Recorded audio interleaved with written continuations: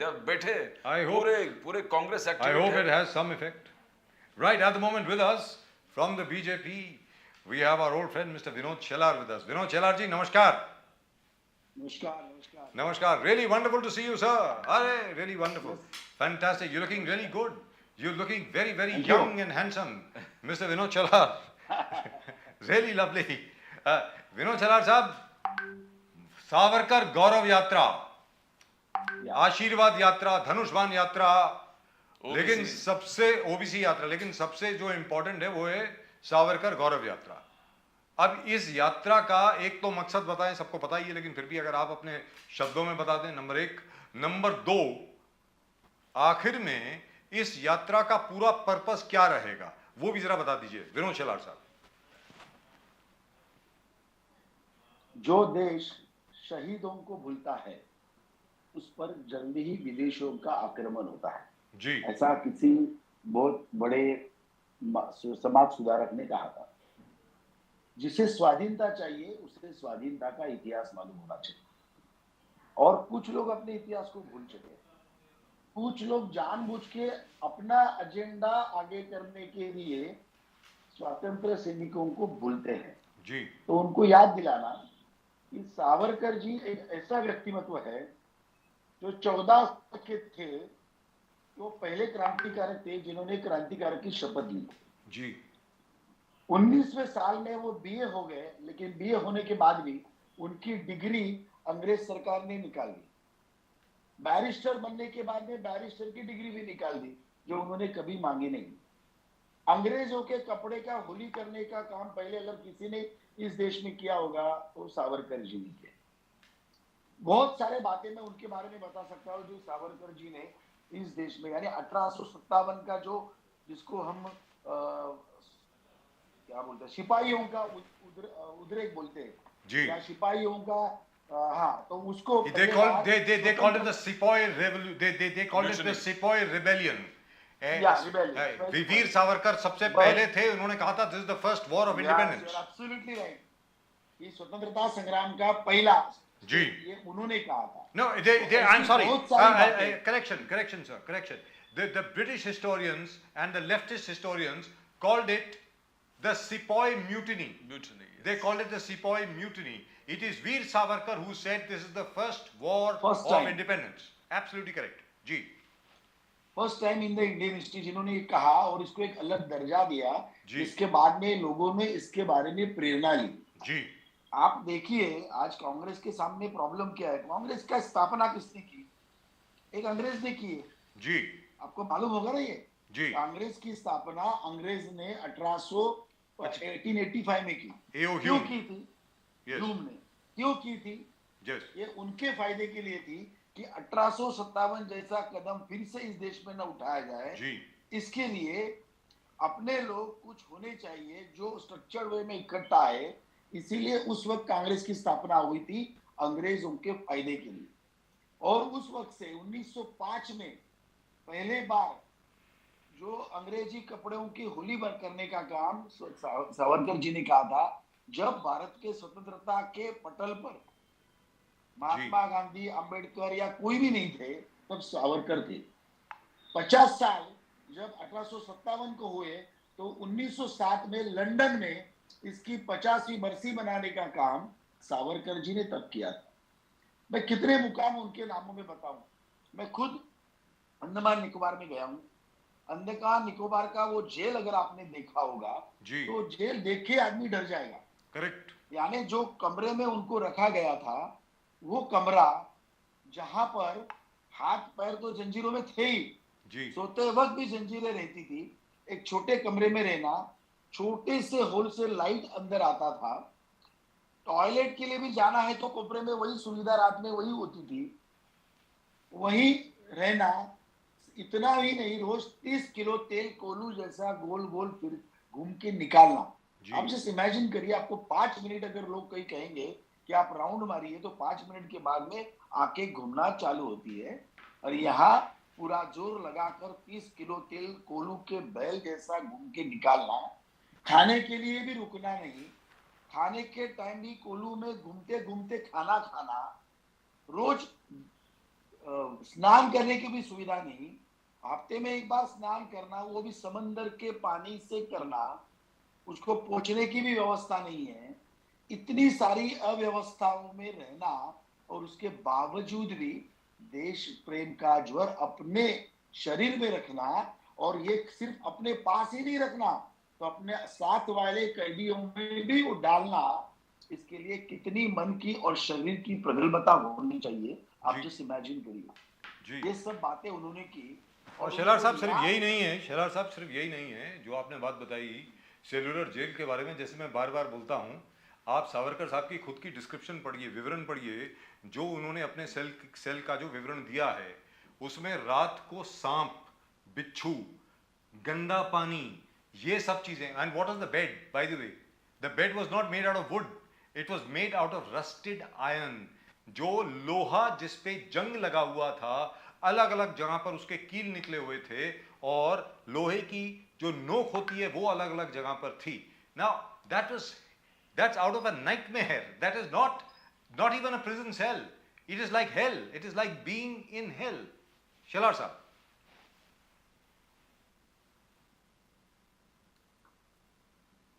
Hello, I can't hear you. Can you hear? Can you hear me, sir? आप या आई can hear you. Yes, आप जी मुझे सुन पा जी रहे हैं? बताएं सर।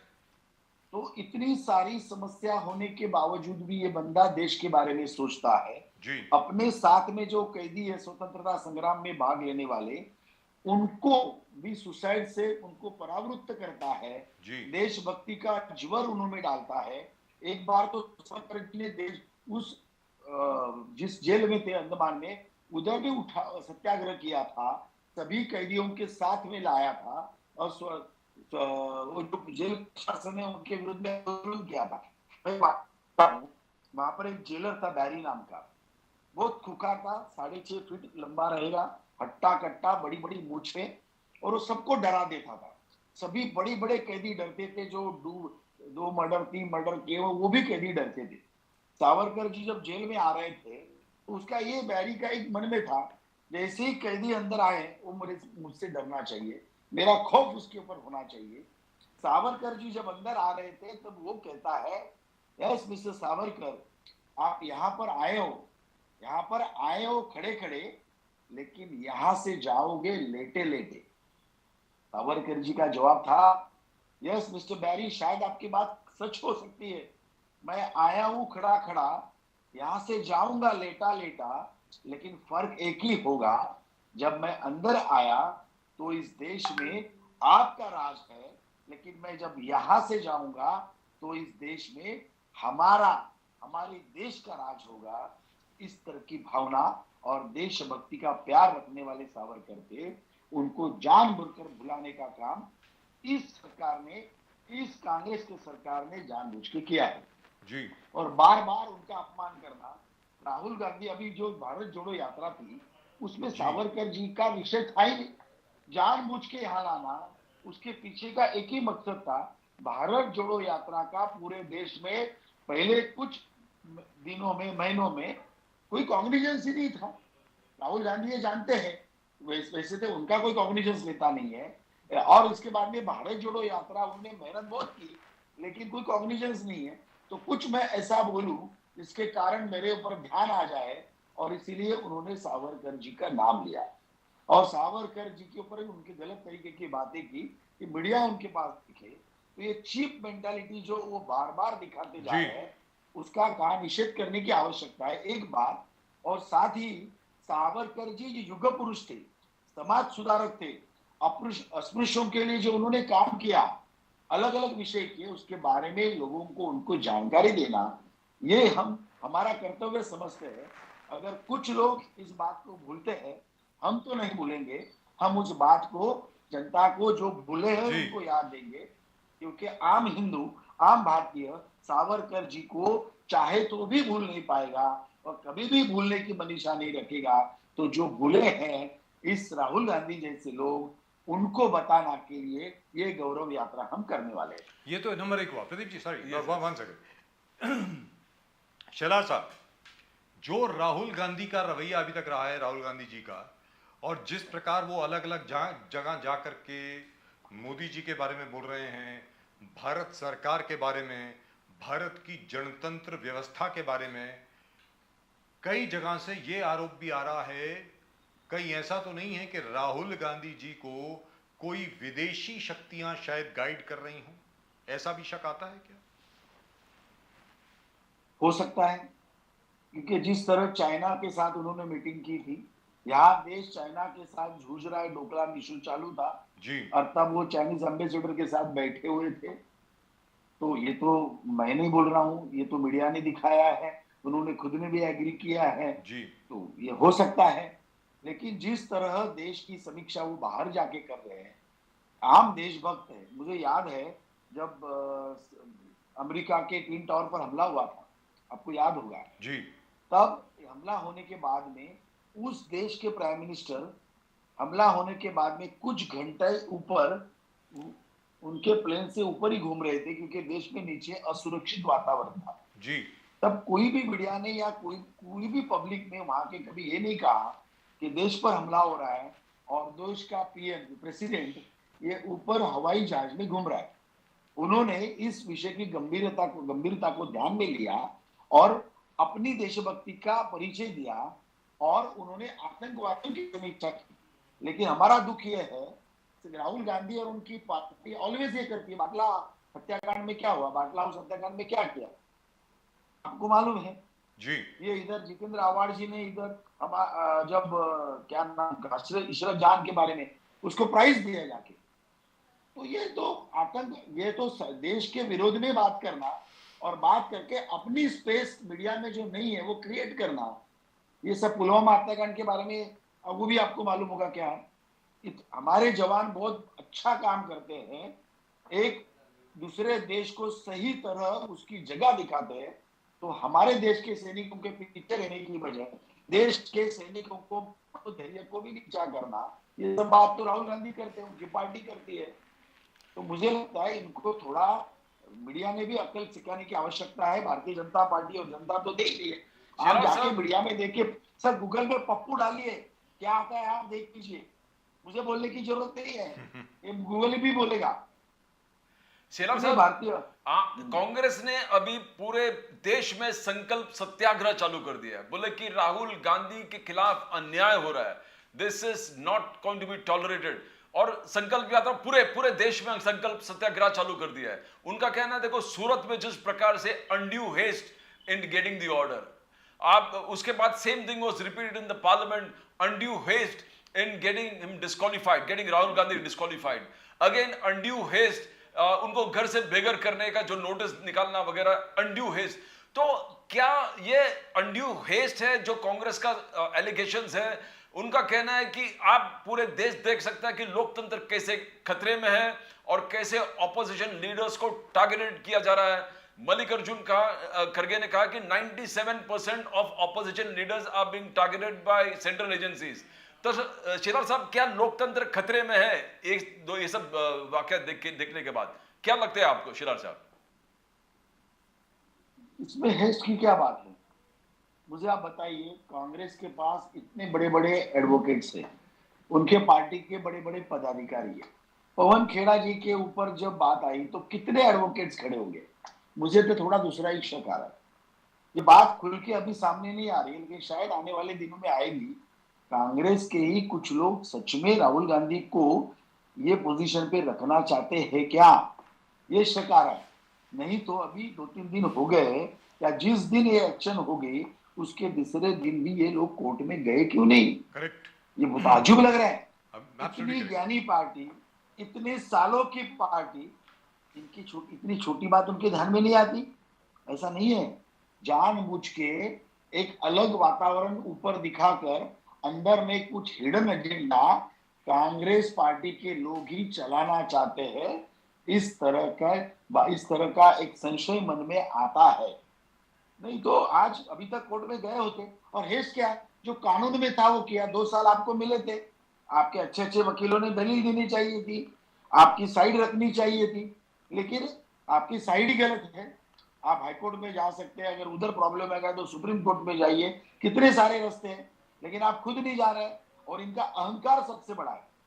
उन्होंने अगर सॉरी कह दिया, जो सच में वो सावरकर जी को माफीवीर कहते हैं। माफीवीर तो खुद हुए, वो 2 बार तो माफी मांग चुके। गलत गलत बोलने की आदत उनको है। कम से कम 4 केस ऐसी उनके ऊपर अभी भी है, 100 के ऊपर मामले उनके ऊपर दर्ज है। तो ये बहुत हेस्टीली बहुत कुछ गलत स्टेटमेंट ये करते हैं। हेस्टीनेस उनके जबान पर है, हमारे पास नहीं है। अगर ये उन्होंने इसी हेस्टीनेस से अगर कोर्ट गए होते या सॉरी बोला होता तो ये बात आती नहीं। कोर्ट ने उनको चांस दिया था कि आप माफी मांगे, लेकिन उनको माफी मांगना नहीं है। और मैं आपको एक बात बताना, उसमें ऑल एक एजेंडा है जी। अभी कर्नाटक का इलेक्शन है, सिंपैथी वेव तैयार करने की बात है। तो हमारे पर अन्याय हुआ करके घूमना। अब क्योंकि कांग्रेस के ऊपर कोई विश्वास नहीं करता, करप्शन के बारे में कांग्रेस बोल नहीं सकती। भारतीय जनता पार्टी की सरकार को अभी 9 साल हो रहे, एक सिंगल आरोप नहीं आया, ना कुछ आरोप कर पाए ना कोई सिद्ध कर पाए। तो लड़ेंगे कैसे? तो लड़ेंगे तो ऐसे लड़ेंगे, कुछ अलग मुद्दा क्रिएट करेंगे, क्योंकि गुड गवर्नेंस करप्शन इसके बारे में बोल नहीं सकते। तो फिर ये एक मुद्दा निकालकर, कुछ भी मुद्दा चाहिए, क्या बोलते हैं, मरता क्या नहीं करता, वैसे कांग्रेस पार्टी मरने को आई है। तो फिर कुछ लेकर पब्लिक में जाने के लिए और कार्यकर्ताओं में जान डालने के लिए ये सब कांड किया जा रहा है। लेकिन सत्य परेशान हो सकता है, लेकिन पराजित नहीं हो सकता। लोग ये भली भांति जानते हैं। ये कर्नाटक का इलेक्शन में ध्यान में रखकर लोगों में सिंपैथी लाने का एक प्लान्ड वे में एक प्रयोग यहाँ पे चल रहा है, जो देश की जनता सफल होने नहीं देगी। शेलार साहब, आप यहां पर महाराष्ट्र में जिस प्रकार से आज जयंत पाटिल जी ने कहा कि जयंत पाटिल जी ने यह कहा कि प्रेसिडेंशियल रूल कभी भी इंपोज हो सकता है महाराष्ट्र में, यह सरकार, this government is going to go, Dev Fadnavis, Eknath Shinde.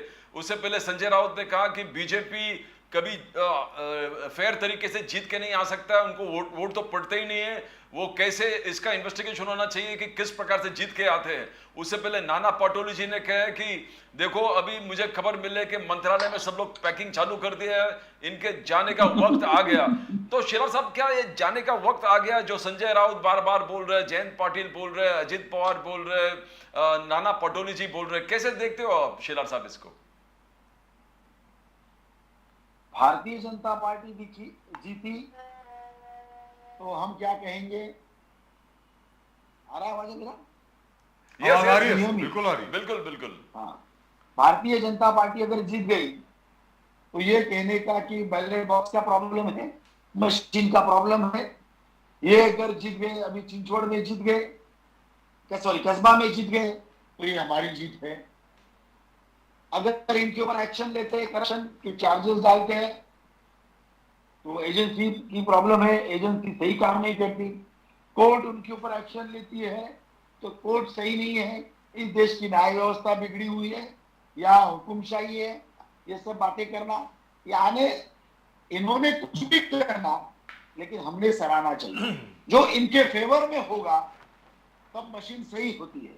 जब इनके रिजल्ट इनके अगेंस्ट में जाता है तो मशीन का प्रॉब्लम। यानी अपने सहूलियत के हिसाब से सभी सिस्टम चलनी चाहिए, यही इनके मन की बात है। लेकिन मोदी जी के मन की बात तो अलग है ना, वो तो देश के मन की बात भी करते हैं। और जो देश में के हित में होगा वो वही होगा और वो वही इस देश में चलता रहेगा। क्योंकि हमारा भारतीय जनता पार्टी, आपको एक बात बताता हूं, भारतीय जनता पार्टी का मकसद यही है, हमें जो लोगों ने चुन के दिया है ये फिर से आने के लिए नहीं, देश को बनाने के लिए चुन के दिया है। हमारा प्राइम इंपॉर्टेंस देश को बनाना है, फिर के चुन के आना, पॉपुलर डिसीजन लेना, ये हमारा उद्देश्य नहीं है। अभी आपकी दूसरी बात, आपने कहा नाना पटोले जी कह रहे पैकअप हो रहा है, ये हो रहा है, वो हो रहा है, इमर्ज क्या वाली है या राष्ट्रपति कार्यकाल आने वाला है, कैसे पॉसिबल? आप मुझे बताइए। मन में 2 महीने में 6 महीना हो गया, अभी 9 महीना हो गया। जी सर, हेलो। जी जी जी जी, बोलिए सर, बोलिए। हेलो, हाँ बोलिए सर, बोलिए, आवाज आ रही है आपकी। हाँ, जिस तरीके से गवर्नमेंट, मुझे आपका चेहरा नहीं दिख रहा है, जिस तरीके से ये गवर्नमेंट जा रही है, इनके दिमाग में बैठ गई है कि ये गवर्नमेंट आने वाला जो पूरा 2000 नेक्स्ट ईयर का जो साल है, यानी आने वाला 1.5 साल भी पूरा करेगी, ये उनके दिमाग में आ चुका है। और इसीलिए लोगों को भ्रमित करने के लिए इमरजेंसी, राष्ट्रपति कार्यकाल, ऐसे ख्याली पुलाव पका रहे हैं, लेकिन वो कभी नहीं। और आप मुझे संजय राउत जी के बारे में बोलो ही मत। रोज सुबह वो पोपट उठता है और वो अपनी बातें करते रहता है, जिसको महाराष्ट्र की जनता सीरियसली लेती नहीं है। ऐसे सोचती है, सुबह सुबह एक भूंगा आता है, वो बजना चालू होता है और वो बजता है और निकल जाता है। 2 महीने वो जेल में थे, तब शांति थी, लेकिन उनके बारे में हम लोग सीरियस नहीं है। मुझे लगता है जो सीरियस है, जिनके बारे में विचार करके सोचना चाहिए, ऐसे लोगों के विचार हम लोग देख लेते हैं। शेलार साहब, ये आखिरी सवाल है, पता नहीं आप इसके बारे में कुछ कमेंट करना चाहेंगे या नहीं चाहेंगे। अरविंद केजरीवाल जी ने कल दिल्ली असेंबली में भाषण दिया। पहली बार नरेंद्र मोदी जी के ऊपर कटाक्ष किया गया है, आरोप लगाया गया है। उन्होंने ये कहा है कि वो अडानी नहीं है, एक्चुअली मोदी जी हैं। जो अडानी का एंटरप्राइज है वो एक्चुअली मोदी जी का एंटरप्राइज है। और उसके अलावा ना जाने और काफी उन्होंने इस प्रकार की बातें की हैं। इस विषय के बारे में कुछ कहना चाहेंगे आप शेलार साहब?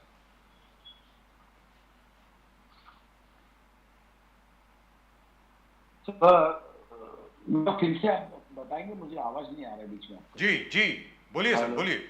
आई can hear you sir. I asked you about Mr Arvind Kejriwal speech yesterday where he made lots of accusations, did not present any evidence, no documents, nothing, but made lots of accusations. Sir.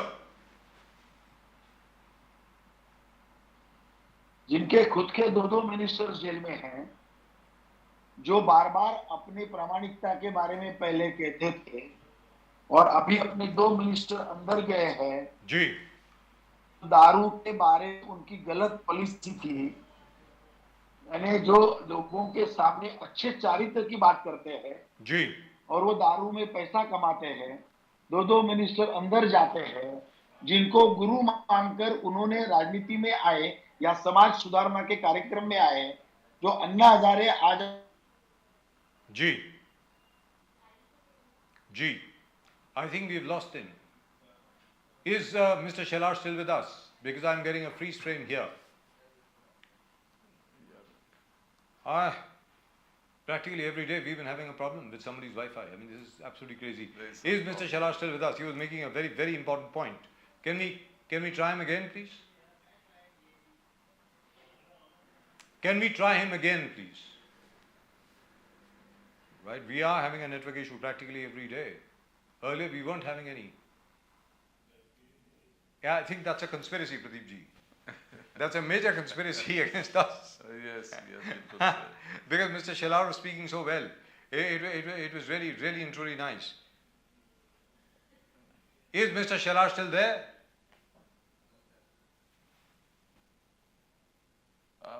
Well, they got a point what there. Mr. Shelar said made a lot of sense. Yes. And I think that's where the BJP is going. The BJP is going to be focused only on that. Let's be very clear. जहां तक BJP का ध्यान है वो इसी बात पर केंद्रित रहेगा कि किस प्रकार इन सब चीजों को सामने लाया जाए. Right. I think we've got Mr. Shelar back. Mr. Shelar, you are making a very, very important point, sir. Please go ahead. हाँ, तो जो खुद केजरीवाल जी के बारे में मैंने कहा, उनके 2 मिनिस्टर जेल में हैं, जिनको देखकर वो राजनीति में समाज सुधारना के कार्यक्रम में आए. वो अन्ना हजारे केजरीवाल जी के बारे में क्या कहते हैं जी. वो कहते हैं कि मैंने अरविंद को ऐसा सुना था, ऐसे उसको रूप में देखा था, और जो आज वो कर रहा है देखकर मुझे शर्म आती है जी. जो अपने चारित्र के बारे में, प्रामाणिकता के बारे में बार बार कहते हैं जी, और दारू के धंधे में से कमीशन के ऊपर पैसे कमाते हैं. उनके खुद के मिनिस्टर्स उनके बारे में अगर क्या कहते हैं, जो पार्टी छोड़ के आए, ये सब देखने के बाद उन्होंने या उनके बातों को कितना सीरियस लेने की बात हमने आप ही सोची. और मोदी जी ऐसा व्यक्ति जो हर वक्त देश के बारे में सोचता है, देश के बारे में काम करता है, जो साल 5 साल में छुट्टी देश के लिए नहीं लेता है, पूरा जीवन देश के लिए समर्पित है. अभी कोविड में बीच में जो जो मिनिस्टर्स बीमार थे हमारे महाराष्ट्र के, देश के सभी थे, करोड़ों रुपए की बिल जिन्होंने किए, ऐसे मिनिस्टर्स, और जहां देश का प्राइम मिनिस्टर, इसने आरटीआई बीच में डाला था, तो 9 साल में अपने हेल्थ के बारे में जिस व्यक्ति ने 0 पैसा खर्चा किया हुआ है, इतनी प्रामाणिकता से काम करने वाला व्यक्ति, वो व्यक्ति के बारे में व्यक्ति जब कहते हैं तो हमें उन पर तरस आता है। और मोदी जी ने कहा है ना, न्यायपालिका उसके ऊपर काम कर रही है, आपके पास जितने पुरावे हैं वो आप लेकर आइए, उसको दे दीजिए, उसके ऊपर केस चलेगा, हम आपको पूरा मदद करेंगे। लेकिन कुछ भी एजेंडा अपने साथ में नहीं है, इसके लिए केजरीवाल ये भी अलग काम अपना कर रहा है, क्योंकि जो 2 केस उनके मंत्रियों के ऊपर है, दागी मंत्री है, जिसकी वजह से उनकी पार्टी शापित हुई है, तो वहां से ध्यान हटाकर दूसरे कुछ इधर जगह पे हटाना, इसलिए अडानी का आरोप करके मोदी जी को बदनाम करने का षड्यंत्र रचा जा रहा है। एक और भी चीज आई थी, नड्डा साहब ने अभी हाल ही में नहीं, एक्चुअली ये कोई 3 के 4 महीने पहले की बात है, नड्डा साहब ने, जेपी नड्डा साहब जो भारतीय जनता पार्टी के अध्यक्ष हैं, उन्होंने ये कहा था कि 2024 में Bharatiya Janata party should get and we shall work for 350 plus in the Lok Sabha. Shelar sahab, आपको क्या लगता है कि ये अचीवेबल है? Can the BJP actually achieve this 350 plus in the Lok Sabha? Sure, I am very much sure. इसका कारण है सर, जब 289 हमने जीते थे जी, 282, तब भी लोग ये सोच रहे थे ये पॉसिबल है क्या जी। आपको याद होगा मोदी जी दूसरे बार जब मुख्यमंत्री बने थे गुजरात के, पूरी मीडिया अगेंस्ट थी, बाकी सब पार्टी कहते थे कि ये सेकेंड टाइम मिनिस्टर नहीं बनेंगे। जब गोधरा और वो विषय हुआ था जी, तब भी second time Modi ji Gujarat second time minister बने थे। 282 जब हमने आए तब भी लोग कहते थे पॉसिबल नहीं है। 282 के बाद में अभी हम 300 प्लस हो गए, तब भी किसी ने सोचा नहीं था, और अभी 350 होगा। Sir, I must contradict you. Sir, I have to contradict you. Please go ahead, sir. I have to contradict you. I had said in 2018 November, then again in February 2019, then again in March 2019, the BJP under the leadership of Mr. Modi is coming back with 300 plus. I have said it 4 times on Twitter, on Facebook and on this program. Sir, 300 plus, that's what I said. Sir, आप सुलझे हुए पत्रकार है, तो सुलझा हुआ पत्रकार सोच के ही बोलता है। वो अरविंद केजरीवाल जैसे नहीं आप, जो मन में आए राहुल गांधी जैसा बोलते गए। बिकॉज आप प्रैक्टिकल हो, फील्ड में क्या है उसके बारे में भली भांति जानकारी है। मैं आपको करीबन 20 साल से जानता हूँ जी सर। तो जो जमीन पे पत्रकार होते हैं वो जमीन की बात करते हैं, और जिस तरह की रचना बूथ लेवल तक, शक्ति केंद्र लेवल तक भारतीय जनता पार्टी की राष्ट्रीय लेवल पे चल रही है, और हर कार्यकर्ता पदाधिकारी के पास अकाउंटेबिलिटी है, तो ये होना ही है। और उसके लिए कुछ ये तो कार्यकर्ता के बल पे हम क्या करेंगे वो बोल रहे हैं। 2 मिनट सर, आज हमने 11 करोड़ टॉयलेट्स दिए जी, महिलाओं का रियल मायने में जो ग्रामीण पे जो महिला रहती है उसका सम्मान करने का काम इस देश में पहली बार अगर किसी ने किया होगा तो ये भारतीय जनता पार्टी मोदी जी ने किया है। सर, हमने अभी तक 9.5 करोड़ घरों में घर घर जल मिशन द्वारा, ये 2 महीने पहले की फिगर है, अभी बढ़ भी गई होगी, तो लोगों के घर में जल, वो भी कैसे, नल का जल। मेरी महिलाएं किलोमीटर तक पानी लाने हंडा पानी का लेके जाती है, और वो भी कभी कभी बावड़ी के नीचे जाके लाती है। आज उसको टैप का वाटर मिलता है, लद्दाख में भी टैप का वाटर आया है। ये सपना था, लेकिन उसको अमल में लाने का काम मोदी जी ने किया। 9 करोड़ घरों में हमने गैस दिया है सर जी। तो लकड़ी काटने के लिए मेरी बहनें 2-2, 4-4 किलोमीटर पहाड़ पर चलती थी, बर्तन काले होते थे, फेफड़े में धुआ जाता था, नाक में धुआ जाता था, उनको सम्मान और उनको रियायत देने का काम मोदी जी ने किया है। 3 करोड़ घर हमने बनाए सर। आप देखिए कितनी बड़ी बात है, 2.5 करोड़ लोगों के घर में 65 साल बिजली नहीं थी, उनको बिजली देने का काम हमने किया है। आयुष्मान भारत इस देश की नहीं, विश्व की सबसे बड़ी मेडिकल की स्कीम ये भारत में मोदी जी ने लाई है। अटल इंश्योरेंस योजना तो अनऑर्गेनाइज सेक्टर में जो लोग काम करते हैं उनको पेंशन नहीं मिलती, जो अपने बुढ़ापे के लिए चिंतित है उनको सहूलियत हो, उनका बुढ़ापा का टेंशन जाए, इसके लिए 3,000 रुपए तक की पेंशन का जी। काम मोदी जी ने किया है। मैं ऐसे अनगिनत काम आपको गिनवा सकता हूँ। And ये 53 सभी crore लाभार्थी Jan Dhan accounts. Don't forget, sir. 53 crore तो Jan और Dhan accounts. सर आपके पास टाइम है तो मैं और पीएम एक सात आठ किसान है योजनाएं बोल आपके सकता पास, हूं। पीएम किसान है, बाकी तो आपने बोला मेरे पास आयुष्मान सुकन्या भारत समृद्धि है। योजना है, मैं आपको तो कितनी मगर- गिनवाऊं? आपके पास टाइम है तो मुझे बताइए, मैं 8-10 स्कीम मगर आपको बता दूंगा। उद्धव ठाकरे जी ने कहा है कि 2024 सब पार्टी एक साथ नहीं आया तो लोकतंत्र खतरे में है, ऑपोजिशन टोटली मिट जाएगा, डिक्टेटरशिप टोटलिटेरियन ऑटोक्रेटिक रेजिम होगा मोदी जी का, उसमें पूरे पार्टीज बचेगा ही नहीं है। तो इस विषय में अभी राहुल गांधी के इस एपिसोड में क्या आपको लगता है कि सब पार्टी एक साथ आए? बिकॉज एक 10 दिन पहले ममता बनर्जी तो राहुल गांधी को बोलते ही is not a prime minister candidate, KCR बोल रहे थे कांग्रेस इज एरोगेंट, अरविंद केजरीवाल कह रहा था कि we are alternative to Congress, कोई एक मंच पे आने को तैयार नहीं था। क्या आपका राहुल गांधी का एपिसोड सबको एक साथ लाया है और आपको खतरा लग रहा है शेलार साहब 2024 में? सर अभी वो थोड़ा एक साथ में बोल रहे हैं, ये इमीडिएट इफेक्ट है इस इंसिडेंट का, कुछ दिन जाने दीजिए, इनके खुद के एजेंडे इतने जबरदस्त है, उस एजेंडों के सामने ये इकट्ठा रह नहीं पाएंगे।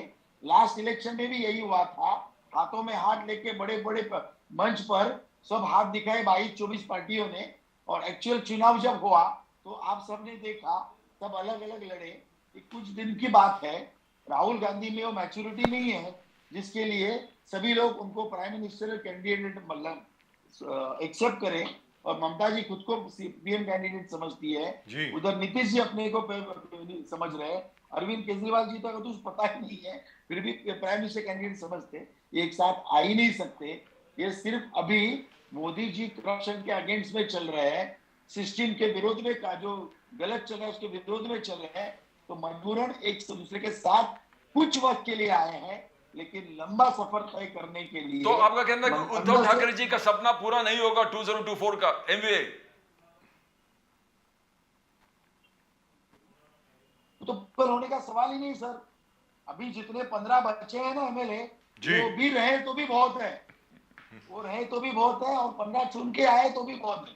15 अगर चुन के आए तो उनके लिए बहुत लंबे की बात है। जी दुरुस्त बात है sir. Thank you so much Mr Shelar, it's been a great pleasure talking to you, and we must express our condolences for the passing away of Mr. Girish Bapat. That is of course for everybody to know. Quite a few people have left for Pune to attend his last rites, etc. etc.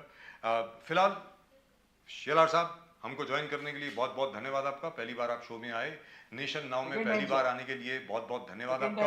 Second time. और आखिर में आज दुर्गाष्टमी है, उसकी बहुत बहुत बधाई। Thank you so much sir. Thank you very much. नमस्कार, Vande Mataram. Right, very confident Mr. Vinod Chela. Absolutely, the BJP is totally confident about the way the things are happening, as you expect him to be, as you expect him to be, certainly. But the only thing is that I wish they would not mention the Ujjwala Yojana so much, because at some point of time I would like to have a face-to-face with somebody who's handling the Ujjwala Yojana, because what happens is when you are on Wi-Fi, it is very difficult to explain that after the first cylinder it becomes almost impossible for a household to buy a second one. So as a result of which what happens is that that same burner, वो जो चूल्हा है उसके ऊपर आखिर में लकड़ियाँ ही लगाई जा रही हैं और उसके ऊपर खाना बनाया जा रहा है, और वो जो बेचारा सिलेंडर है वैसा का वैसा वीरान पड़ा हुआ है। The plan was very good, no doubt about it. The intention was very very good, wonderful.